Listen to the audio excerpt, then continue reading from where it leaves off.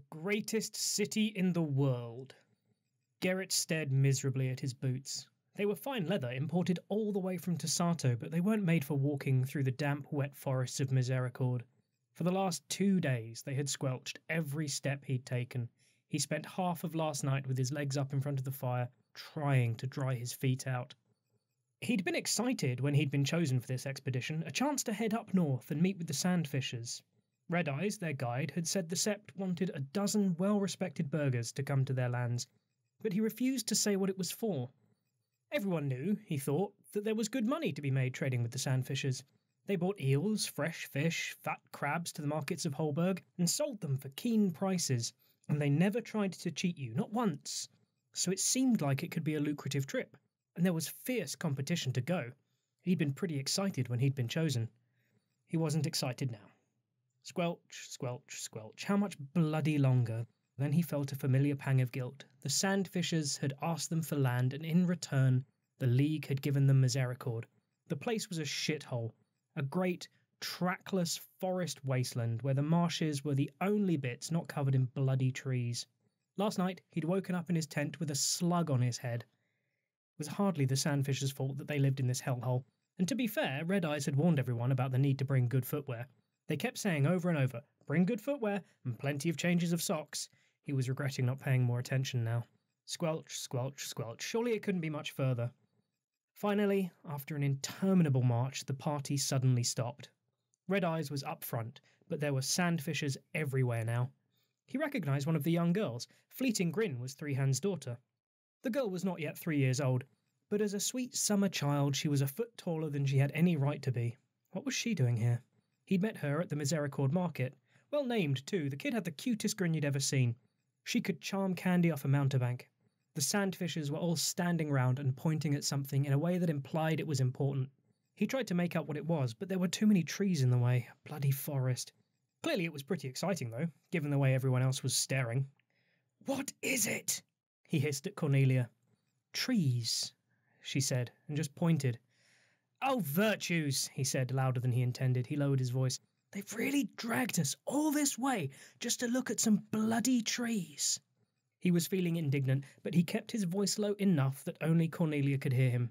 He liked the Sandfishers, but virtues he'd left that idiot Malkavon running his shop for 3 days to traipse all the way out here just to look at trees.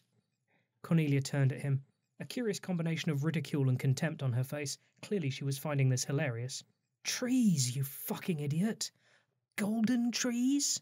Golden weirwood trees?" The ring finally dropped along with Gerrit's jaw. He turned and stared around him. As far as the eye could see, they were surrounded by great, golden trees, as straight as spears and as tall as mountains in every direction. "Aldona's bloody balls," he cursed, unable to take it in. Gerrit von Holberg stood there in wet boots, his mouth agape, looking at more money than he had ever seen before in his entire life. Overview.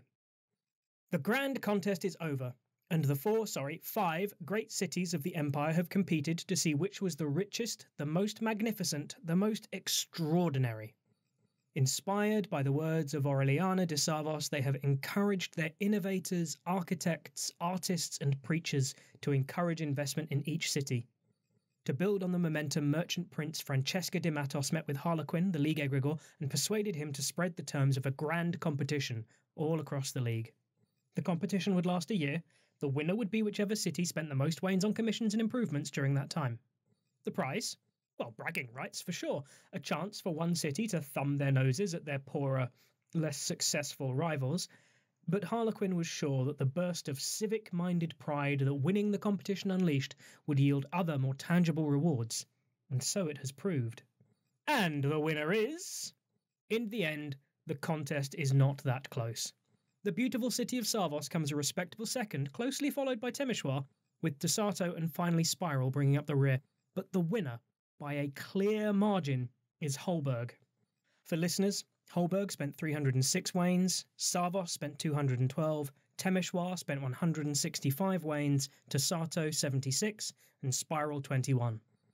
Holberg, pragmatic, ingenious, innovative and enlightened, and now indisputably the greatest city in the League. There is a surge of pride across the city when the results are published by the civil service.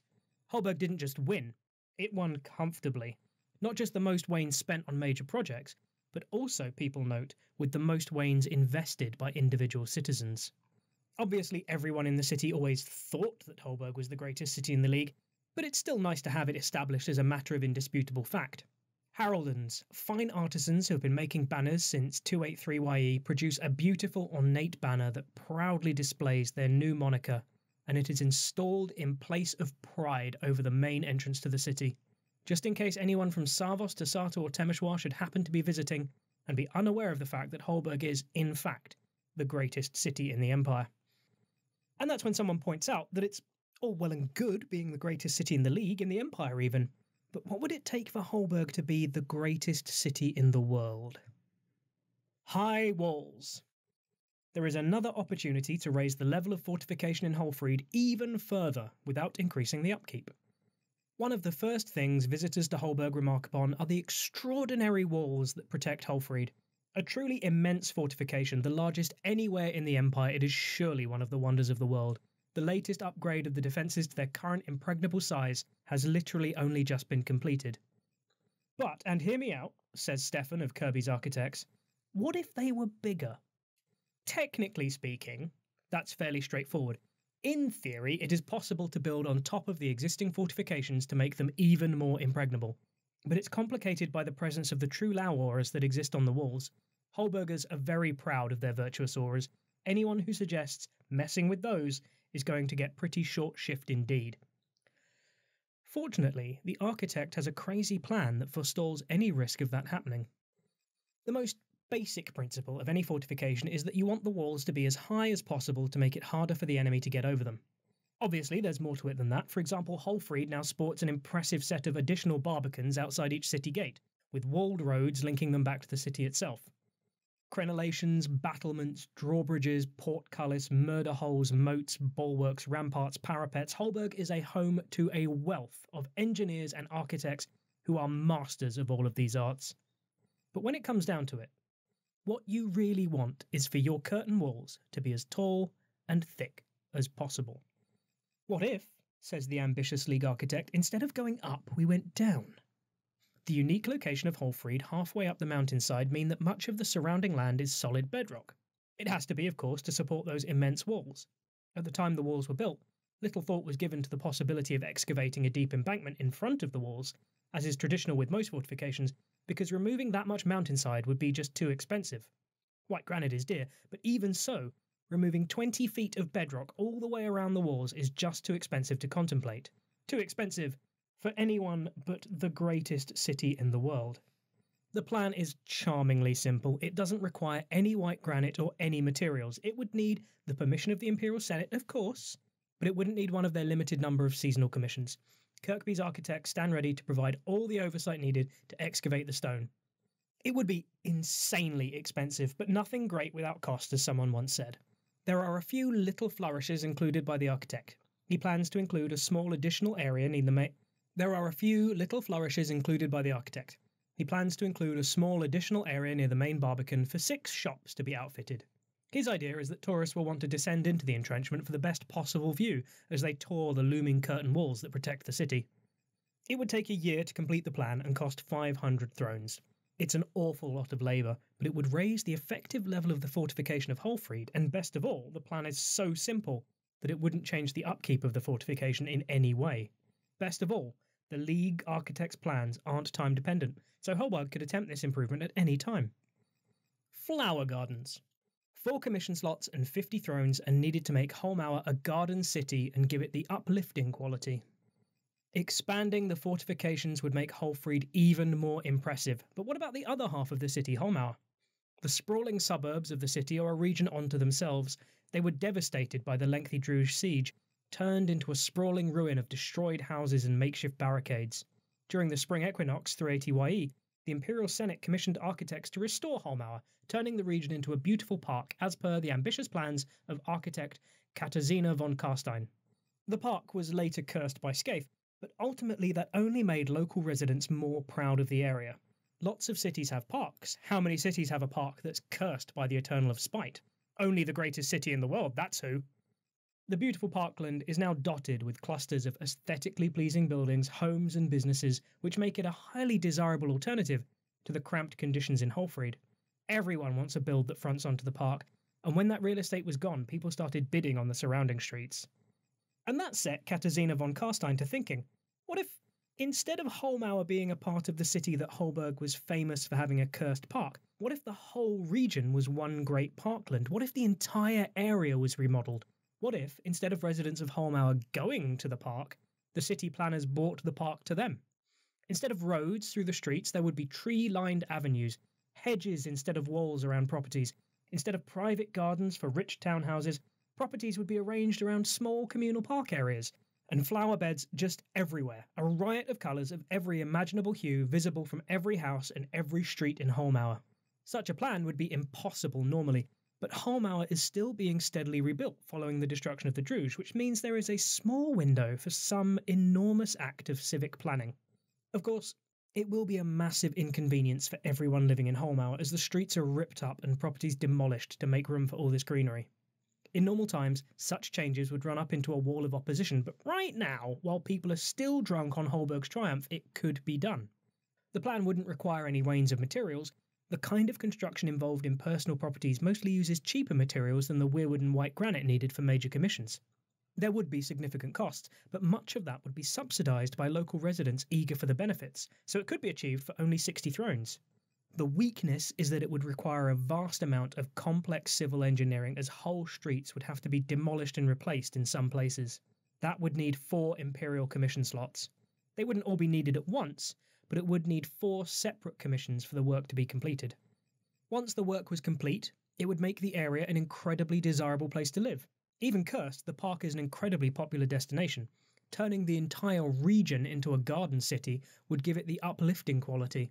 The heartwarming arrangement of greenery would improve the lives of everyone who dwelt in the city, and that would make it much harder for them to be impacted by curses and blights that sought to damage the morale, spread misery, or sow discord. Katarzyna's plan is not to fortify the body, but the soul. Holberg has always been famous for its engineering, its high walls, and its clever machinery, but the city's beloved daughter, Lisabetta von Holberg, was the Empress of Flowers. What more fitting tribute to her memory could there be than to turn her beloved Holberg into the city of flowers?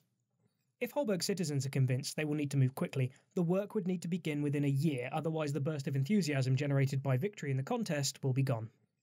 Open questions. If a Holberg priest raises a statement of principle in the National Assembly describing how best to commemorate the city's victory, it will lead to an opportunity to realise the plan.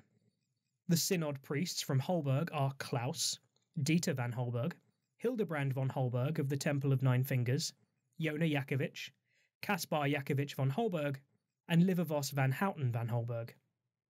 Not everyone is enthused about Stefan's crazed plan to raise the walls of Holberg, nor Katarzyna's plan for a garden city. Both of these are fine proposals, but are either of them really enough to capture the moment?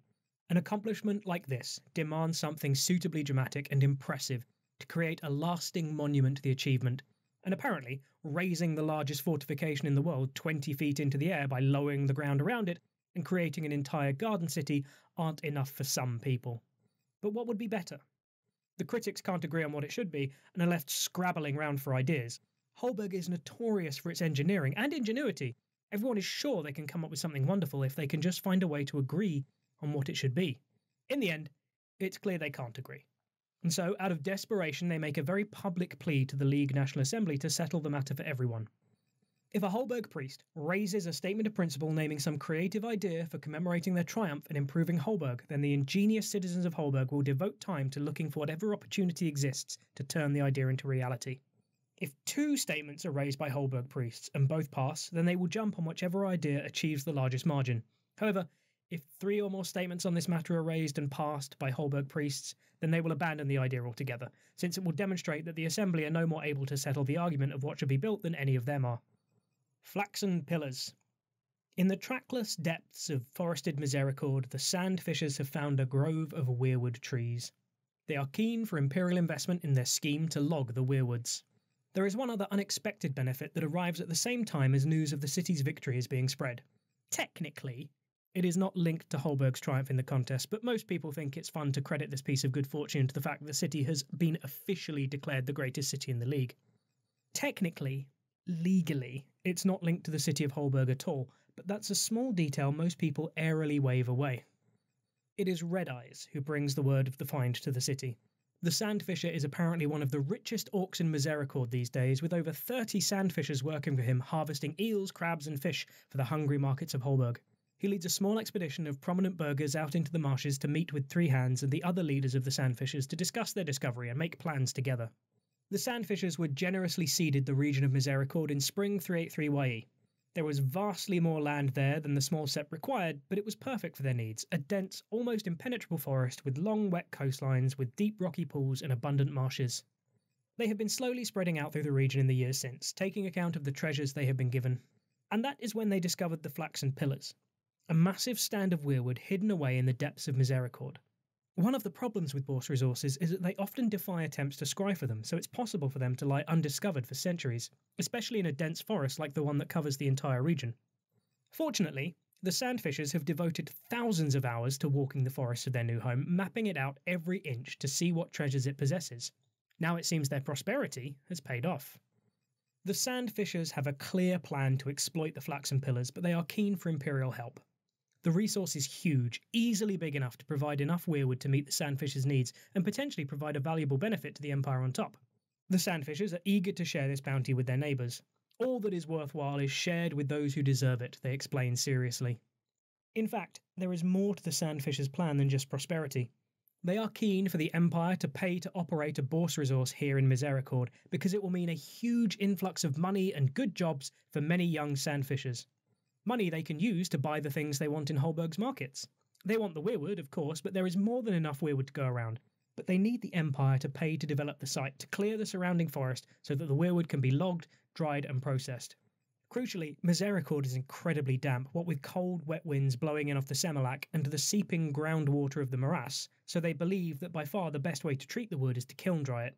To do that, they need the kind of investment and resources that the Empire has. And there is one other crucial factor. The Druge. As soon as they discovered the weirwood, the Sandfishers knew that the Druge would desire to take it from them once they learned of its existence. Just the presence of the precious wood here in their lands is a danger for them, for it will act as a lure to the envious orcs of the Malum, one they will not be able to resist given half the chance. They've already been protected once from an attack by the Druge, for which they are only too grateful, and they appreciate that the Empire cannot offer them any guarantees. Nobody can guarantee safety where the Druge are concerned. But the Empire has beaten the Druge more than once in recent years. The Sandfishers believe that if they find a way to make the Flaxen Pillars benefit them and the Empire, then the Empire has every reason to make sure that the pillars are well defended against any attack from the Druge. After a lot of discussion, the burghers of Holberg are ready to take the Sandfishers' plan back to the Empire. The proposal needs significant investment. It would require 20 wains of mithril and around 60 crowns, and need a commission slot. Work would take 3 months to complete, but once built, it would provide a new Bourse seat, the Burgher of the Flaxen Pillars. After the Sandfishers take what they need, the seat would receive 22 wains of weirwood each season. The Burgher would be responsible for the defence of the Flaxen Pillars and for defending Misericord against any assault from the Druge. The Sandfishers are adamant that they want the seat to be a National League position appointed by tally of the votes. They're surprisingly knowledgeable in this regard. It appears that they have spent some time studying the legal implications since they first discovered the Flaxen Pillars 6 months ago. In fact, they're clear that they'd prefer a Holberg citizen to take the title, but they understand that legally they can't require that. However, since the weirwood is legally theirs, as the Empire ceded the entire region to them, they are in a position to make demands for how it will operate. They are not fixed on this outcome, however, and they understand that the Empire might prefer the new Bourse position to be an Imperial title or a League position appointed by auction rather than tally of the votes. They are prepared to compromise, but only if they have the League's assurance that it is in their mutual best interest to do so. Thus, the new seat could be made a League national position, or it could be made an Imperial position or auctioned national position if the League National Assembly passes a clearly worded statement of principle, confirming that it is in the best interests of Holberg, the League, and the Sandfishers for the Flaxen Pillars to be appointed in that fashion. Memorial of Flowers. Work has begun on the memorial for Empress Lisabetta at the necropolis. Anyone who wishes may contribute resources to the project. There's one final matter that has nothing to do with the grand competition but still relates to Holberg. It's been 2 years since Frederick de Savos met with the Cenotaph and the House of Seven Mirrors to discuss the memorial for Empress Lisabetta. On the eve of the coronation of the new throne, work has begun in the necropolis. The project begins quietly. There is no interest in overshadowing the ascension of Vesna Bokova Prochnost, but every throne since the first has either been interred in the necropolis, or for those whose bodies were not recovered, such as Empress Marika or Emperor Barabbas, or whose wishes were unclear, such as Empress Britta, have memorials that serve the same purpose. Empress Giselle refused this honour, and everyone knows how that turned out.